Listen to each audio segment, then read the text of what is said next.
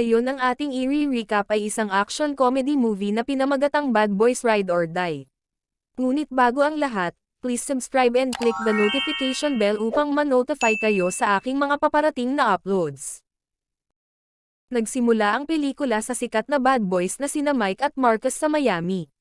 Si Mike ay galit na nagmaneho ng kanyang Porsche 911 Turbo dahil siya ay late na. Kinagalitan niya ang kanyang kaibigan na si Marcus dahil sa pagiging dahilan nito ng kanyang pagkaantala at humiling na bilisan sa susunod. Sa isang mabilis na paghinto, pinabili ni Mike si Marcus ng pagkain sa malapit na tindahan. Si Marcus na sobrang sarap kumain, ay madaling ma-distract sa iba't ibang produkto, lalo na sa sausage. Nang magbabayad na siya, pumasok ang isang lalaki, na may balak magnakaw sa tindahan.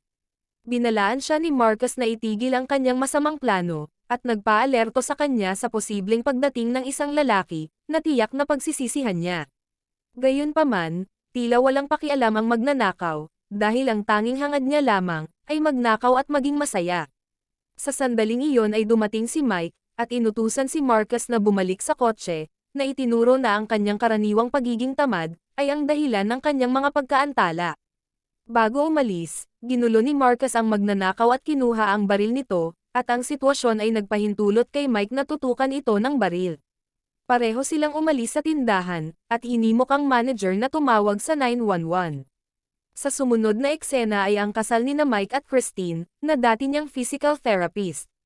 Sa seremonya ay inialay ni Christine, ang ilang nakakaantig na mensahe para kay Mike. Inaalala niya kung paano sila nagkakilala ni Mike, at ipinahayag ang kanyang pagmamalaki, at walang pasubaling suporta para sa kanya. Pagkatapos ay ipinagdiriwang nila ang kanilang kasal, nang may kasiyahan. Makalipas ang ilang oras, nagbigay si Marcus ng isang talumpati para sa kanyang kaibigan. Inaalala din niya si Captain Conrad Howard, na kahit wala sa okasyon ay may kinatawan, dahil naroon ang kanyang anak na si Judy at apo na si Callie. Tumayo si Callie upang ibahagi kung paano sila minahal ng kanyang lolo, at kung naruroon sana siya ay hinihikayat sila na ipagpatuloy ang kanilang mga kalokohan. Nagtapos sila sa pamamagitan ng pag-toast ng wine para sa bagong kasal. Tuloy-tuloy ang masayang salo-salo, ngunit sa gitna ng pagdiriwang, nagsimulang makaramdam ng sakit si Marcus. Lumakas ang tibok ng kanyang puso, hanggang siya ay ma-cardiac arrest. Sa sobrang takot, humingi ng tulong si Mike para sa kanyang kaibigan. Natagpuan ni Marcus ang kanyang sarili sa astral plane, na inaalala ang mahahalagang sandali ng kanyang buhay. Doon niya nakita si Howard na nagsabi sa kanya, na hindi pa niya oras para mamatay. Dahil dito, nabuhay muli si Marcus at natagpuan ang kanyang sarili sa ospital na nakangiting may kaginhawaan, na hindi pa siya patay. Huminga siya ng malalim at tumayo mula sa higaan, nang mapansin niyang natutulog si Mike. Lumabas siya sa kwarto diretso sa elevator.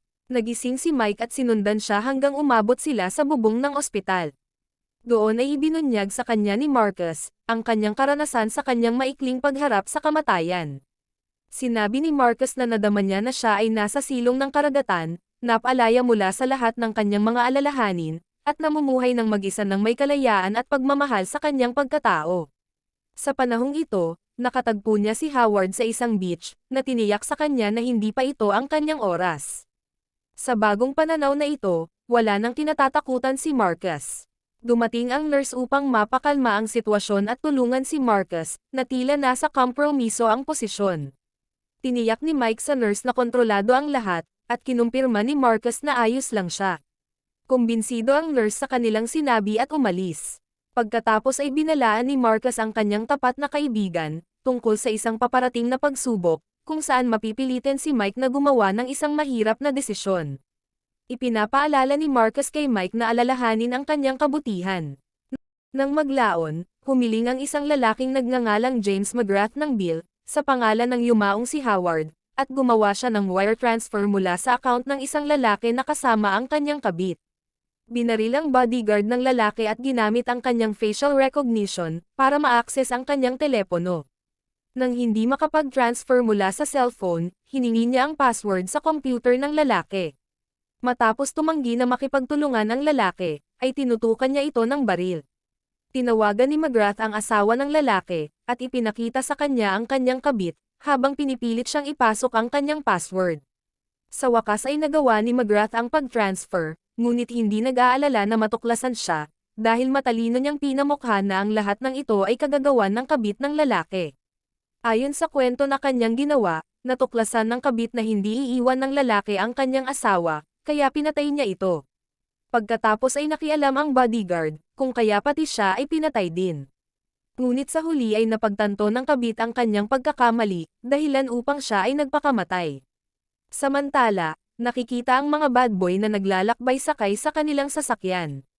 Nakipag-usap si Marcus sa kanyang pinakamamahal na si Teresa, na nagsabi sa kanya na ang epektong dinanas niya ay 2 linggo na ang nakakaraan, at kailangan niyang bumalik sa ospital. Gayunpaman, siniguro ni Marcus na ayos lang siya at gusto lang siyang makita. Pagkatapos ibaba ang tawag, sinabi niya kay Mike na lagi silang magkasama sa hirap at ginhawa, sa lahat ng kanilang adventures, kung kaya ay naisip niyang sila ay mag-soulmates. Pagdating sa kanilang destinasyon, muling nakasama ni Marcus at Mike ang kanilang mga asawa. Habang hinahanap ni Marcus ang paborito niyang candy, nagkomento si Mike kay Teresa na pagkatapos mabuhay muli, ay umakyat si Marcus sa rooftop ng ospital. Hinarap ni Marcus ang kanyang manugang na si Reggie, dahil sa pagkain ng kanyang candy.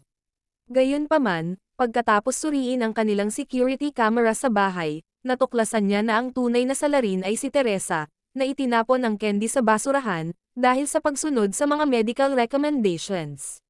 Bago umalis, nag-alok si Marcus sa pagitan ng 1,000 at 2,000 kay Mike para sa ilang candy o chocolate, ngunit tinanggihan ni Mike ang alok, dahil sumusunod din siya sa mga utos ng doktor. Sa gabi ay binabangungot si Mike, tungkol sa kanyang nakaraang buhay at sa kanyang anak na si Armando, ngunit hindi niya ito pinansin at nagpatuloy sa pagtulog. Pagdating ng umaga, habang nagwo-workout, nakatanggap si Mike ng isang nakaka-alarmang tawag. May balita na si Captain Howard ay sangkot sa korupsyon sa mga kartel. Nagalit si Mike sa akusasyon, dahil kumbinsido siya na walang kasalanan si Howard, at nilayon lamang ito upang sirain ang kanyang legacy. Si Judy sa kanyang bahagi, ay nagsabi ng isang mas masakit na paratang na ang kanyang ama ay buhay pa sana, kung hindi dahil sa bastos na anak ni Mike na si Armando. Nagbanta din si Judy na papatayin niya si Armando, kapag nahanap niya ito. Nagpa siya ang bad boys na hanapin ang katotohanan, tungkol sa di umano'y koneksyon ni Howard sa kartel. Nagtanong sila sa isang bilanggo na si Armando, na tiniyak sa kanila na talagang inimbestigahan ni Howard ang kartel, ngunit ang sarili lamang nitong mga kasamahan ang nakipagsabuatan laban sa kanya. Inihayag ni Armando na minsan na niyang nakita ang tunay na salarin, ngunit hindi niya alam ang kanyang pangalan, at binanggit na ang kanyang ina ay may contact sa kanya. Samantala, nalaman ni McGrath na siniyasat ni Howard ang kanyang operasyon, kung kaya ay sinubukan niya na alisin ang anumang bakas ng kanyang pagkakasangkot. Nagawa nilang ma-access ang laptop ni Howard, salamat sa mahinang password. Ngunit ang pag-login ay nag-trigger ng automatikong mensahe para sa bad boys.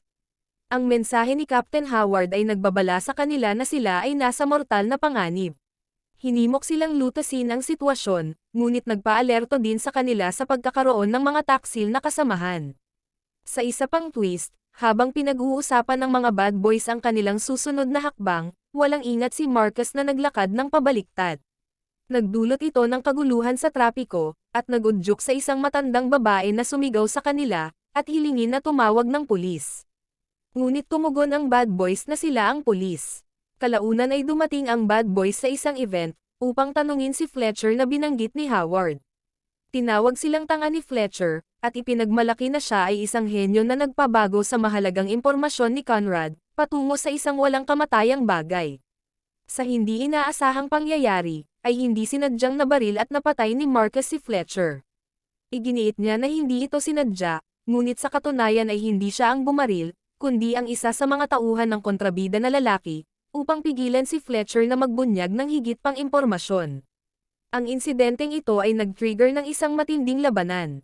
Ang pagka-distract ni Marcus sa candy at soda, ay nagtulak sa kanya palabas ng kanyang pinagtataguan.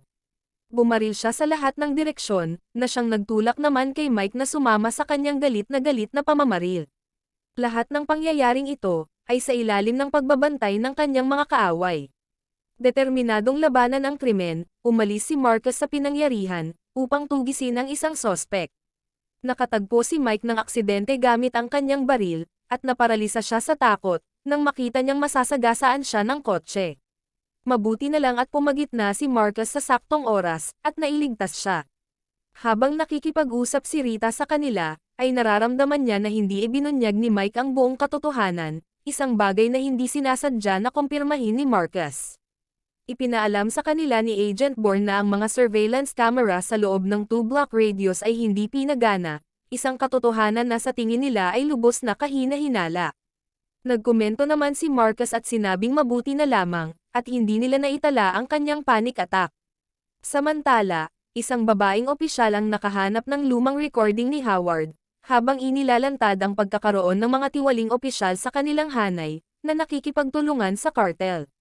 Sa video, inutusan ni Howard na alalahanin ang isang insidente noong 2003. Binanggit niya ang isang hindi naitalang warehouse, kung saan nakaimbak ang mga kritikal na file na makakatulong sa pag-alis ng mga tiwaling opisyal na ito. Humiling si Howard na gawin ito para sa kanya, dahil sila na lang ang kanyang tanging pag-asa.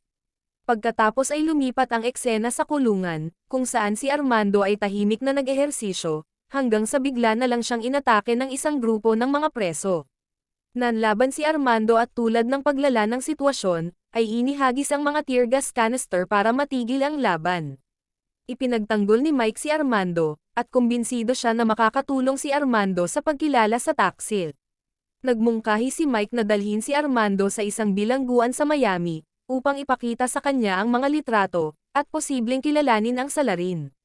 Habang sakay sa eroplano kasama si Armando, naging komplikado ang sitwasyon, nang matuklasan nila na ang mga kalaban ay sakay din kasama nila.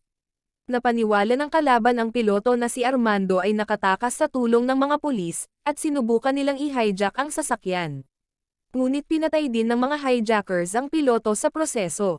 Nakuha ng bad boys ang kanilang armas, at ipinagtanggol ang kanilang mga sarili, na nakikipaglaban para sa kanilang buhay at kay Armando. Pagkatapos ng matinding labanan ay nailigtas nila si Armando, sa pagkahulog mula sa kanyang selda, at kalaunan ay naglanding sa isang lawa. Ipinaalam ni Mike kay Armando, na nag-iwan si Howard ng mga file na maaaring magbunyag, kung sino ang nasa likod ng katiwalian. Nag-alok si Armando ng kanyang tulong, ngunit pinayuhan ang bad boys na itapon ang kanilang mga telepono, at sundan siya dahil nasa teritoryo niya na sila ngayon, at siya dapat ang mangunguna. Kalaunan ay nagulat si Judy na mayroong 3 sospek, matapos makinig sa isang recording, kung saan sinabi ng piloto na nakatakas ang bilanggo sa tulong ng mga pulis. Ipinahayag ni Rita ang kanyang hindi paniniwala, sa pangangatwiran na kilala niyang mabuti ang mga tao na sangkot sa insidente, at hindi totoo ang mga bintang. Gayunpaman, si Judy ay kumbinsido sa audio, lalo na't si Mike ay desidido na palayain ang kanyang anak mula sa kulungan, na humantong sa kanila na idineklarang mga takas. Pagkatapos, inutusan ni McGrath ang lahat ng mga gang sa lungsod, na maglagay ng presyo na 5 milyon para sa kanilang pagkahuli. Nakahanap ng pagkakataong makapag-usap ang mga takas, na nagtago sa kakahuyan at nagsindi ng campfire. Iminungkahi ni Marcus kay Mike na kausapin ang kanyang anak, kung kaya ay humingi ng tawad si Mike kay Armando, sa paniniwalang naipasa niya ang kanyang malas. Sumagot si Armando na maaaring mangyari ang malas sa sinuman. Kinabukasan sa paghahanap ng damit, sinalakay nila ang ilang lalaki na nagkakamping. Nang nahuli sila, sinabi nila na inakusahan sila dahil sa kulay ng kanilang balat. Gayunpaman, hindi naloko ang mga campers, at hiniling na kantahin nila ang kanta ng isang artist na ang pangalan ay makikita sa damit, upang patunayan na ito ay pag-aari nila. Pinilit nilang mag-improvise ng isang kanta, habang sinamantala ni Armando ang pagkakataon na paandarin ang isang sasakyan at tumakas. Nang ligtas na sila, tinanong ni Armando si Mike kung minahal nito ang kanyang ina, at sumagot naman si Mike ng oo. Ngunit tumugon si Armando ng may sama ng loob. Naging tense ang sitwasyon, at sinubukan ni Marcus na pagaanin ang lahat, ngunit napasama lang ito dahil nasiraan sila ng sasakyan, at napilitan silang magpatuloy sa paglalakad. Dumating sila sa isang bahay aliwan na pag-aari ng kaibigan ni Mike na si Tabitha, na nag-alok sa kanila ng mga baril at telepono, kapalit ng isang gabing kasama si Mike. Dahil sa pagiging tapat ni Mike sa kanyang asawa, tumanggi siya sa proposal ni Tabitha. Humantong si Tabitha sa pagtawag ng isang gang upang hulihin sila, alam na mayroong 5 milyon na pabuya para sa paghuli sa kanila, buhay man o patay. Samantala, si Judy ay nakatanggap ng isang balita na nagpapakilala sa mga takas nang sila ay muling nakasama ng ibang mga kakilala na si Kelly at ang kanyang kasintahan. Mas lalo pang dumami ang engkwentro nang tanggihan ni Kelly si Armando na nagtiwala kay Mike ngunit hindi sa kanyang anak. Sa lahat ng pangyayaring ito, si Marcus ay nagmamasid lamang habang kumakain ng Doritos. Pagkatapos ng mahabang pag-uusap, ay nagpasya silang lahat na manatili at magsimulang mag-imbestiga, maghahanap ng mga file upang malaman kung makilala ni Armando ang taksil. Matapos ang ilang oras, ay nagawa nilang mahanap ang target. Si McGrath ay kinilala ni Armando bilang ang taksil, at ngayon ay alam na nina Mike at Marcus ang kanyang tunay na pagkatao. Dahil sa revelasyong ito, nalaman nila na naharap sila sa isang malawak na network ng korupsyon sa pangunguna ni McGrath. Ang bad boys na pinamumunuan ni Mike ay gumawa ng isang mahalagang desisyon. Dahil sa tindi ng sitwasyon at hawak ang ebidensya laban kay McGrath, nagpasya sila na ang pinakamahusay na diskarte ay ang sumuko sila sa awtoridad upang ilantad ang pagsasabwatan. Nagkusa si Mike na tawagan si Rita upang ipaalam sa kanya ang tungkol sa kanilang desisyon na sumuko at sinabing mayroon silang sapat na ebidensya upang wasakin ang corrupt network ni McGrath. Sa maselang sandaling iyon ay kasama ni Rita ang kanyang boyfriend, na matapos marinig ang pag-uusap ay tinanong si Rita tungkol sa kanyang nararamdaman para sa kanya, kaya inihayag siya sa posibleng koneksyon sa tiwaling network. Ang hindi inaasahang twist na ito, ay nagmungkahi na ang boyfriend ni Rita ay maaaring kasangkot sa grupo ni McGrath. Lalo na nang nabunyag na alam na ni McGrath na ang bad boys ay nagtataglay ng mga mahahalagang dokumento. Napagtanto ni McGrath na ang kanyang posisyon ay nanganganib, nagbigay siya ng tagubilin sa kanyang mga nasasakupan, nagayahin ang cartel hitman at kumuha ng hostage. Kabilang sa kanilang plano ang isang pag-atake sa pamilya ni Mike at Marcus, na naglalayong takutin at posibleng makuha ang mga pangunahing hadlang sa kanilang gawain. Sa kabilang banda, naalerto si Marcus sa paparating na pagsalakay, ay nagsagawa ng mabilis na pagkilos upang matiyak ang kaligtasan ng kanyang pamilya. Nakipag-ugnayan siya kay Reggie, at nagbigay ng malinaw na mga tagubilin na ilipat ang pamilya sa ligtas na lugar. Sa sandaling makumpirma na ligtas na ang kanyang pamilya, naghanda si Reggie na harapin ang mga sumalakay. Sa ipinakitang katapangan at taktikal na kasanayan, pinamahalaan niyang ineutralize ang 12 attackers. Samantala sa ibang lugar, hinanap ni Callie si Christine para ipaalam sa kanya na ang kanyang ina ay desperado na naghahanap kay Mike. Nalilito si Christine sa tumitinding tensyon, sinagot niya ang tawag mula kay Mike, nang biglang dumating ang taksil sa eksena, at naging hostage si Christine at Callie. Sinamantala ng lalaki ang pagkakataong makipag-ugnayan kay Mike, na hiniling na ibigay niya ang kanyang armadong anak kapalit ng kaligtasan nina Christine at Callie. Sa kabila ng banta, nagpasya si Mike na lumaban. Hindi nagtagal ay natuklasan nila na ang boyfriend ni Rita ay talagang isang traidor na naglabas ng impormasyon kay McGrath. Dumating ang revelasyong ito, nang mapagtanto nila na si Rita lamang ang nakakaalam ng mga detalye ng kanilang planong sumuko, ngunit nakapagtataka na alam ni McGrath. Ipinaalam ni Mike ang sitwasyon kay Rita, na nagsimulang kumilos ng kakaiba. Iminungkahi niya na pumunta sila sa istasyon ng pulis para resolbahin ang usapin. Gayunpaman, sinundan siya ng kanyang boyfriend at sa tensyonado na paghaharap sa loob ng elevator, ay sinubukan siyang salakayin. Buti na lang at saktong dumating ang mga kasamahan ni Rita, para iligtas siya mula sa taksil na boyfriend. Pagkatapos ng insidente ay muling pinatunayan ni Rita at Mike, ang kahalagahan ng tiwala at katapatan sa loob ng kanilang koponan. Hinarap ni Rita ang kanyang taksil na boyfriend, na nagtangkang bigyang katwiran ang kanyang mga aksyon, sa pamamagitan ng pagsasabi na siya ay na-pressure ni McGrath. Sa kabila ng kanyang mga paliwanag, ay pinatahimik siya ni Rita na puno ng galit. Sa huling pagsisikap, binago ni Mike ang kanyang boses sa telepono, at niloko ang lalaki sa pag-iisip na plano nilang ilipat ang mga hostage palabas ng bansa. Hinarap ni Christine si McGrath tungkol sa isang nakitang pinsala sa kanyang kamay, at sinabi nito na dumanas siya ng Colombian manicure, isang paraan ng pagpapahirap na nagdudulot ng matinding sakit, ngunit hindi nagdudulot ng kamatayan. Nagbanta rin siyang papatayin si Mike sa harap ni Christine, na malamig na sinagot ng babae na hindi niya talaga kilala ang asawa. Ang bad boys na pinamumunuan ni Mike ay naglunsad ng isang masalimuot na plano, upang iligtas ang mga kinidnap na babae sa paggamit ng boyfriend ni Rita. Mahigpit nilang binalaan siya na anumang pagtatangka na sabihan ang kanyang mga tauhan, ay magreresulta sa kanyang kamatayan. Nakarating ang grupo sa isang amusement park, isang lugar na ayon sa urban legends na sinaliksik nila sa internet, ay tahanan ng mailap na mga buwaya.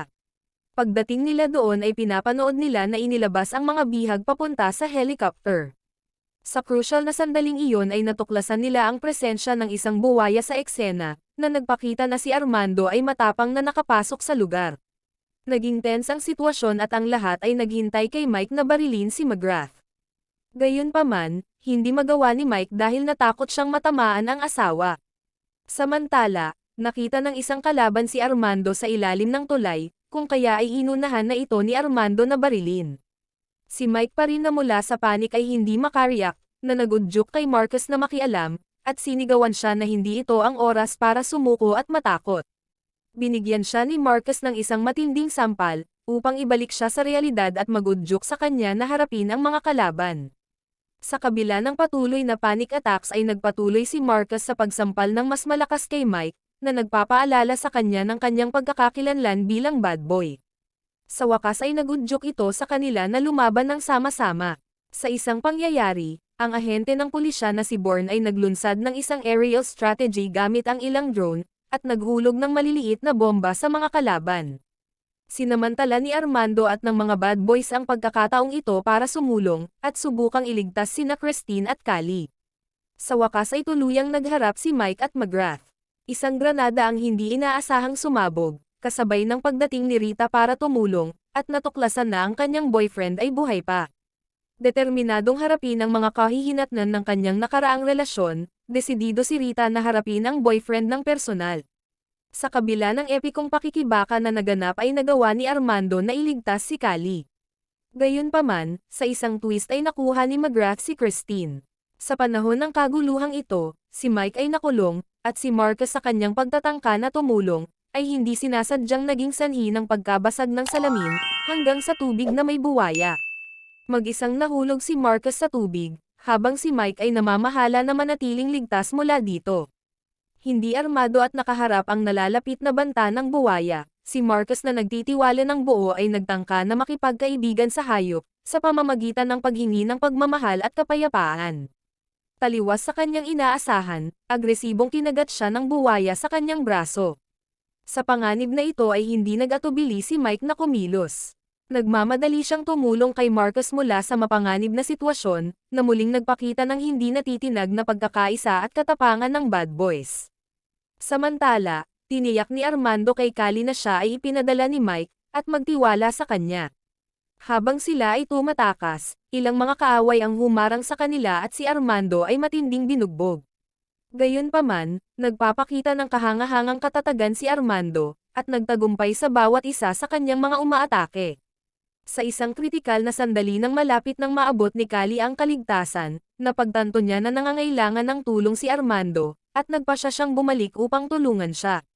Sama-sama nilang nagawang iwasan ang panganib, ngunit nakalimutan nila ang isang bracelet na may inisyal na best friend sa sahig.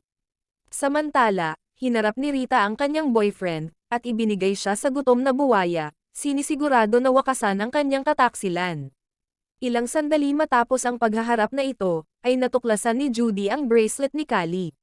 Sabay na narating ni Marcus ang isang pamilyar na beach, ang lugar kung saan naranasan niya ang kanyang pansamantalang kamatayan.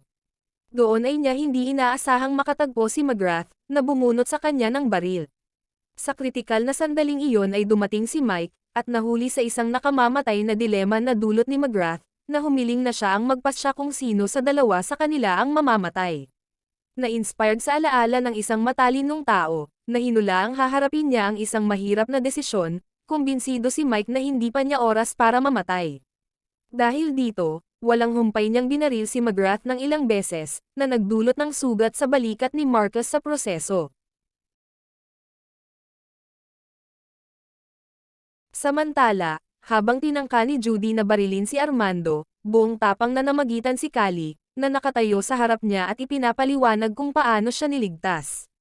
Dumating din si Mike sa tamang oras, upang linawin ang sitwasyon na naging dahilan upang makilala ni Judy ang kagitingan at sakripisyong ginawa, para iligtas ang kanyang anak. Nagpasalamat at may bagong pangunawa si Judy, pinayagan niya silang umalis, bago dumating ang mga reinforcement. Bago maghiwalay, si Mike ay nagpaalam sa kanyang anak, na may emosyonal na payo na mamuhay ng tapat at mabuti. Pagkatapos may hayag ang buong katotohanan tungkol kay McGrath, na clear na sina Mike at Marcus sa lahat ng kaso at hindi na itinuring na mga takas. Bagamat nagpapatuloy pa rin ang paghahanap kay Armando sa ibang mga lugar. Sa mga sumunod na araw ay nagtitipon ang koponan sa isang pampublikong parke, para sa isang tanghalian. Ipinahayag ni Marcus ang kanyang sarili na The Grill Master, habang inaangkin din ni Mike ang kanyang galing sa pagluluto. Gayunpaman, nag-ambala sila ni Reggie, na gustong gamitin ang grill para ihanda ang kanyang manok. Sa simula ay pareho sina Mike at Marcus, natutol sa pagbabahagi ng grill sa kanya o sa isa't isa, ngunit kalaunan ay naging okay, nang naaalala ang kabayanihan ni Reggie na dinaig ang 12 kalaban. Sa bagong arrangement, si Mike ay abala sa paghahanda ng mga patatas, si Marcus ay abala sa pag-aayos ng mesa, at si Reggie ang gumagamit ng grill. At dito nagtapos ang kwento. Hanggang sa muli, maraming salamat sa panonood.